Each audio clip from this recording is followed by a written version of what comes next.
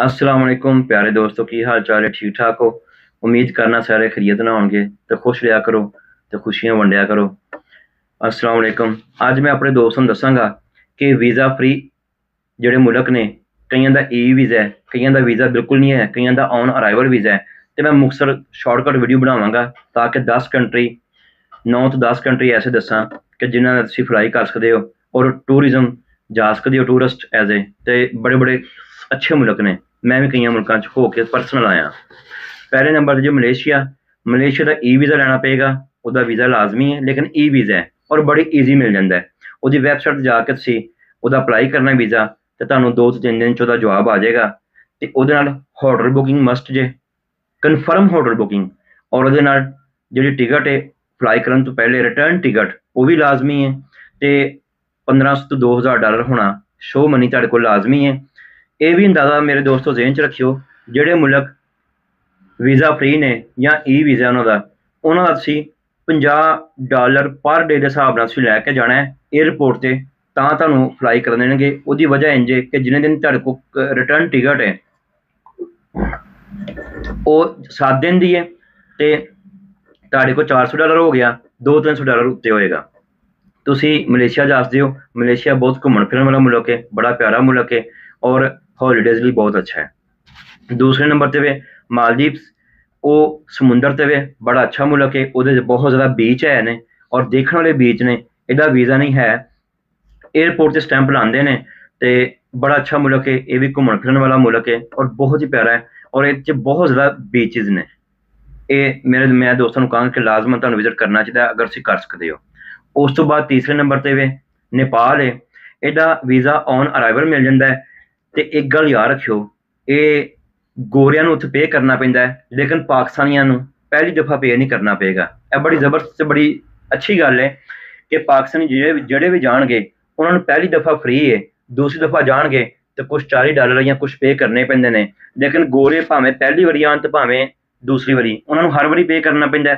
ਪਾਕਿਸਤਾਨੀਆਂ ਨੂੰ ਬਿਲਕੁਲ ਪੇ ਨਹੀਂ ਕਰਨਾ ਪੈਂਦਾ ਇਹਦੇ ਵਿੱਚ। ਚੌਥੇ ਨੰਬਰ 'ਤੇ ਮੈਂ ਦੱਸਾਂਗਾ ਕਤਰ ਹੈ। ਕਤਰ ਸ਼ਾਪਿੰਗ ਵਗੈਰਾ ਜਾਂ ਘੁੰਮਣ ਫਿਰਨ ਲਈ ਜਾਂ ਬਹੁਤ ਜ਼ਿਆਦਾ ਦੇਖਣ ਵਾਲਾ ਤਲਕ ਰੱਖਦਾ, ਉਹਦੀਆਂ ਬਿਲਡਿੰਗ ਵਗੈਰਾ ਖੂਬਸੂਰਤੀ ਉਹਦੀ ਬਹੁਤ ਅੱਛੀ ਹੈ। ਲੇਕਿਨ ਇੱਕ ਮੈਂ ਦੋਸਤਾਂ ਨੂੰ ਕਹਾਂਗਾ ਕਤਰ ਕਦੇ ਵੀ ਗਰਮੀਆਂ 'ਚ ਨਾ ਜਾਣਾ। ਕਤਰ ਜਦੋਂ ਵੀ ਜਾਣਾ ਹੋਏ ਸਰਦੀਆਂ ਜਾਣਾ, ਕਿਉਂਕਿ ਉੱਥੇ ਗਰਮੀ ਬਹੁਤ ਜ਼ਿਆਦਾ ਹੁੰਦੀ ਹੈ ਔਰ ਬਹੁਤ ਜ਼ਿਆਦਾ ਤਪਸ਼ ਹੁੰਦੀ ਹੈ। ਮੈਂ ਵੀ ਰੀਸੈਂਟ ਹੋ ਕੇ ਆਇਆ। ਤੇ ਉਹਦਾ ਵੀ ਵੀਜ਼ਾ ਔਨ ਅਰਾਈਵਲ ਹੈ। ਉਹਦੀ ਡਾਲਰਾਂ ਦੀ ਡਿਮਾਂਡ ਜ਼ਿਆਦਾ ਹੈ। ਉਹਦੇ ਕਮ ਸੇ ਕਮ $2000+ ਹੋਣ ਤੇ ਤੁਸੀਂ ਫਲਾਈ ਕਰ ਸਕਦੇ ਹੋ। ਕਨਫਰਮ ਟਿਕਟ ਹੋਏਗੀ ਔਰ ਹੋਟਲ ਬੁਕਿੰਗ ਕਨਫਰਮ ਹੋਏਗੀ ਤੇ ਤਾਂ ਜਾ ਸਕਦੇ ਹੋ। ਤੇ ਰਿਟਰਨ ਟਿਕਟ ਵੀ ਕਨਫਰਮ ਹੋਏ ਤੇ ਤਾਂ ਫਲਾਈ ਕਰ ਸਕਦੇ ਹੋ। ਕਤਰ ਵਿੱਚ ਸਖਤੀ ਹੈ, ਜਾ ਸਕਦੇ ਹੋ ਲੇਕਿਨ ਇਹ 3-4 ਚੀਜ਼ਾਂ ਲਾਜ਼ਮਨ ਨੇ। ਉਸ ਤੋਂ ਬਾਅਦ ਕੰਬੋਡੀਆ, ਇਹਦਾ ਵੀ ਔਨ ਅਰਾਈਵਲ ਵੀਜ਼ਾ ਹੈ ਤੇ ਜਾਂ ਤੁਸੀਂ ਈ ਵੀਜ਼ਾ ਵੀ ਲੈ ਕੇ ਜਾ ਸਕਦੇ ਹੋ। ਇਹ ਵੀ ਦੇਖਣ ਵਾਲਾ ਮੁਲਕ ਹੈ ਤੇ ਬਹੁਤ ਜ਼ਬਰਦਸਤ ਮੁਲਕ ਹੈ। ਤੇ ਉਸ ਤੋਂ ਬਾਅਦ ਆਉਂਦਾ ਹੈ ਆਜ਼ਰਬਾਈਜਾਨ। ਆਜ਼ਰਬਾਈਜਾਨ ਮੇਰੇ ਦੋਸਤੋ ਈ ਵੀਜ਼ਾ ਹੈ ਤੇ ਲਾਜ਼ਮਨ ਲੈ ਕੇ ਜਾਓ ਤੇ ਬਿਹਤਰ ਹੈ। ਇਹਦਾ ਕੁਛ ਹਿੱਸਾ ਯੂਰਪ ਵਿੱਚ ਆਉਂਦਾ ਹੈ, ਕੁਛ ਹਿੱਸਾ ਇਹਦਾ ਇੱਧਰ ਹੈ ਦੂਸਰੀ ਸਾਈਡ 'ਤੇ ਏਸ਼ੀਆ ਵੱਲ ਨੂੰ। ਤੇ ਇਹਦਾ $24 ਫੀਸ ਜੇ ਜੋ ਦੋਸਤੋ ਈ ਵੀਜ਼ਾ ਅਪਲਾਈ ਕਰੋਗੇ $24 ਪੇ ਕਰਨੇ ਪੈਣਗੇ ਤੇ 3 ਦਿਨ 'ਚ ਵੀਜ਼ਾ ਆ ਜਾਂਦਾ ਹੈ।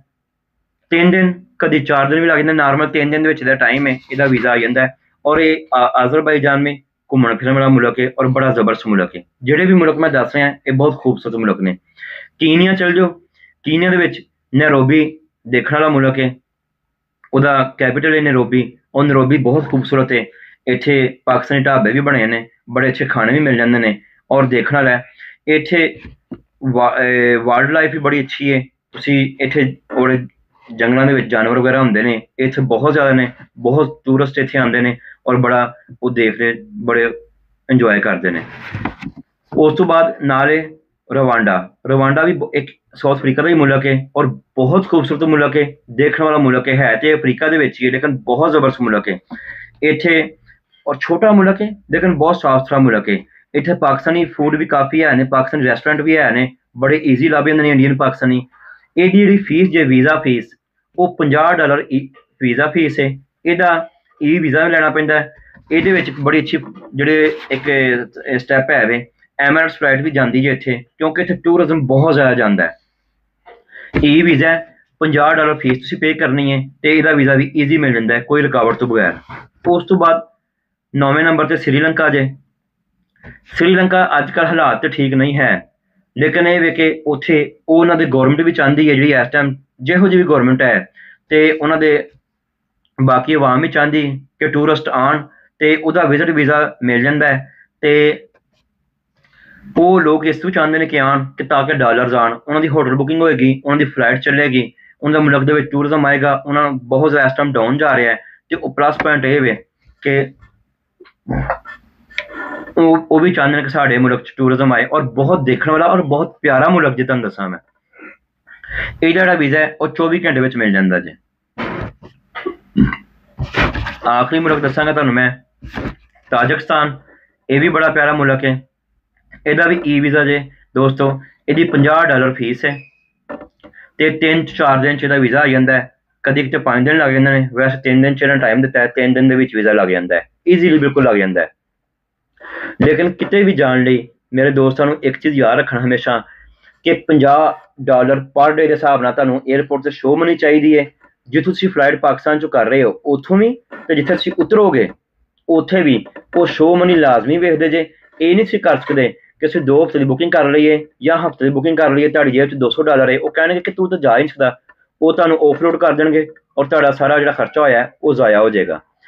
ਹਮੇਸ਼ਾ ਯਾਦ ਰੱਖਿਓ ਕਿ $50 ਪਰ ਡੇ ਹਿਸਾਬ ਨਾਲ ਖਰਚਾ ਤੁਹਾਡੇ ਕੋਲ ਹੋਵੇ, ਰਿਟਰਨ ਟਿਕਟ ਤੁਹਾਡੇ ਕੋਲ ਲਾਜ਼ਮੀ ਹੋਵੇ, ਤਾਂ ਅਪਲਾਈ ਕਰਨ ਦੇਣਗੇ ਕਿਸੇ ਵੀ ਕੰਟਰੀ ਦੇ ਵਿੱਚੋਂ।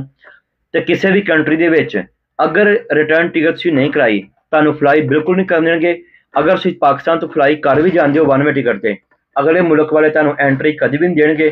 ਹਮੇਸ਼ਾ ਰਿਟਰਨ ਟਿਕਟ ਦੇਖ ਕੇ ਐਂਟਰੀ ਦੇਣਗੇ, ਤੇ ਡਾਲਰ ਵੀ ਤੁਹਾਡੇ ਕੋਲ ਥੋੜ੍ਹੇ ਜ਼ਿਆਦਾ ਹੋਣ ਤਾਂ ਦੇਣਗੇ।